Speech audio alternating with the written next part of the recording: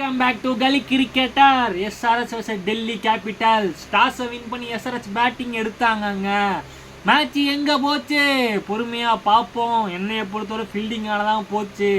ஆமாங்க, டெல்லி இன்னைக்கு வேற லெவலில் ஃபீல்டிங் பண்ணாங்க. பட் SRH அப்படி பண்ணாங்களா பார்ப்போம், வீடியோக்குள்ளே போகலாம். பார்த்தீங்கன்னா ஃபஸ்ட்டு விப்ராஜ் அடிச்சிருந்தேன் ரன் அவுட், வேற லெவல் ரன் அவுட்டு. கம்மின்ஸ் அதாவது ஹெட்டு வந்து அபிஷேக் சர்மாவும் எத்தனை கிட்டத்தட்ட ஒரு 50 மேட்சில் ஓப்பனிங் வாங்கியிருந்துருப்பாங்க. ஹெட்டு வந்து அபிஷேக் சர்மாவை பார்க்கவே இல்லை, அபிஷேக் சர்மா பேசவே இல்லை. ஸ்டேன் கத்தணுங்க, அவர் பார்க்கலன்னா இப்படி கை காட்டினா எப்படிங்க நிற்பார்? அவர் நான் ஸ்ட்ரைக்கரை பார்ப்பாரா இல்லை பாலை பார்ப்பாருங்க? என்னங்க அங்கே ஆரம்பிச்சிச்சுங்க அவங்களோட மைனஸ் பாயிண்ட். அதுக்கப்புறம் வந்தார் இஷான் கிஷான், வந்தார் சென்றார் அப்படின்னு தான் இருந்துச்சு. சொல்லி வச்சு போட்டார் மிச்சில் ஸ்டார்க், போட்டு அழகாக பாயிண்ட் எடுத்தாங்க. அடுத்து நிதிஷ்குமார் ரெட்டி. நீங்கள் அதாவது உங்களுக்கு எப்பேற்பட்ட ஆப்பர்ச்சுனிட்டி, நீங்கள் எப்படி வந்துக்கிட்டு இருக்கீங்க. Mitchell Starc world class பவுலருங்க.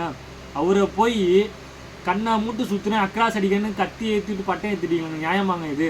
ஆக்சுவலாக உங்களுக்கு பவர் பிளேயர் 2 விக்கெட் வந்துச்சுன்னா ரெஸ்பான்ஸ் எடுத்து கொஞ்சம் கொஞ்சமாக தள்ளணும்.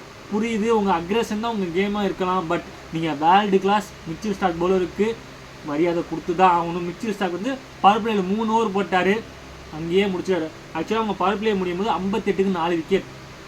அப்புறம் கிளாஸனும் அவர் பேர் என்ன அனிகேத் சர்மாவும் தான் வந்து மேட்சை மாற்றினாங்க. பார்த்தீங்கன்னா 6 ஓவருக்கு 58க்கு 4 இருந்தாங்க. அதே 10 ஓவருக்கு 105க்கு 4 இருந்தாங்க. அந்த 4 ஓவரில் 47 ரன் அடிச்சிருக்காங்க. அனிகேத் சர்மா வேற லெவல். அதாவது இந்த ஐபிஎலோட இம்பார்ட்டன்ட் என்னென்னா, இந்தியாவில் வந்து யங்ஸ்டர் ஏகப்பட்ட பேர் கிரிக்கெட்டில் இருந்திருக்காங்க. ஒவ்வொரு ஐபிஎல்லையும் ஒவ்வொரு பிளேயர்ஸ் அறிமுகறாங்க, நல்லா ஒரு ரெஸ்பான்ஸ் கொடுக்குறாங்க. அந்த வகையில் இன்றைக்கி பார்த்தீங்கன்னா அனிகேத் சர்மா பேட்டிங்கில் வேறு லெவலுங்க. ஆக்சுவலாக அவர் ஒருத்தர் மட்டும் தான் நல்லா விளையாண்டார், ஆனால் அவருக்கும் ஒரு ட்ராப் கேட்ச் விட்டாங்க டெல்லி கேபிட்டல்ஸ். அதாவது எப்போ பார்த்தீங்கன்னு வச்சுக்கோங்களேன், அவர் 7 ரன் இருக்கும்போது அபிஷேக் பூரல் கேட்ச் விடுவார்.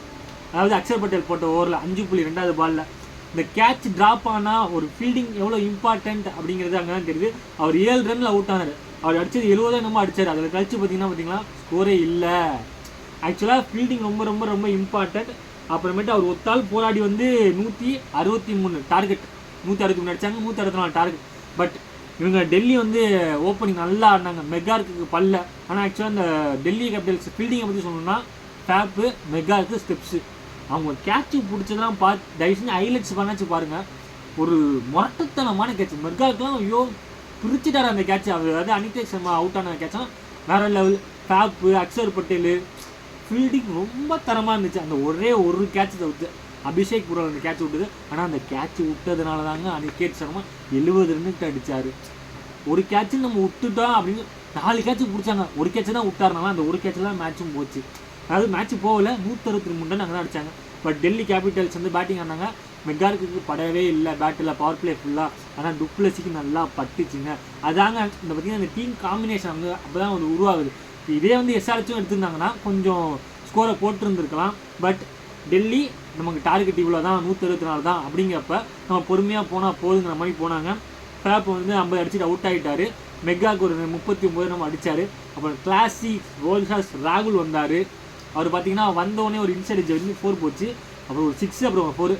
அதாவது ஒரு வெறித்தனமான மைண்ட் செட்டில் வந்திருக்காருன்னு சொல்லலாம் கிளாசிக்.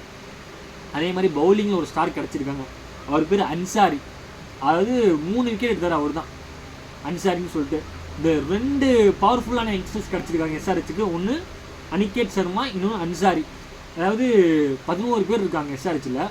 அதாவது கிரேட்டஸ்ட் பிளேயர்ஸ் இருக்காங்க. ஆனால் அந்த பர்ஃபார்ம் பண்ணது 2 பேர் தான். அங்கே தான் போச்சு. அவங்கள பார்த்து மற்ற டீம்லாம் பயப்படும். எஸ்ஆர்ஹெச்சா ஐயோ எவ்வளோ அடிக்க பயம், விளையாடி அந்த பயம் ஆஃபர் டீமில் இருக்கும். அதை நீங்கள் கொஞ்சமாச்சும் தக்க வைக்கணுங்க. என்ன பண்ணுறதுன்னு சொல்கிறதுன்னு தெரில. ஸ்டார்க்கு கொஞ்சம் மரியாதை கொடுத்து ஆடின்னு இருக்கலாம். அவங்க மேட்ச் விட்டதே பவர் பிளேயில் தான். 58க்கு 4 விக்கெட்டு. அவங்க ஒரு கன் பேட்டிங்கு, அதே மாதிரி ஃபீல்டிங் மகா மட்டமாக பண்ணாங்க. அதாவது கம்மின்ஸ் வந்து ஒரு கேட்சை விட்டார்.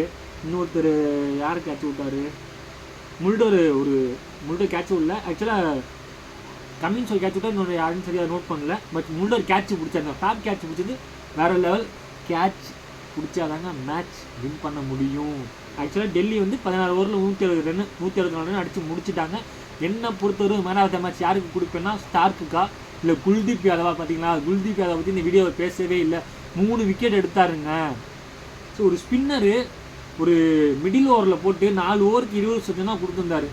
அந்த அளவு இம்பேக்ட் கிளியர் பண்ணியிருக்காரு குல்தீப் யாதவ். அவருக்கு கொடுக்கலாமா, இல்லை நல்லா அடித்தளம் போட்ட மிச்சல் ஸ்டாலுக்கு கொடுக்கலாமா, இல்லை ஃபேபுக்கு கொடுக்கலாமா? நீங்கள் கமெண்ட் பண்ணுங்கள். இந்த வீடியோ பிடிச்சா லைக் பண்ணுங்கள்.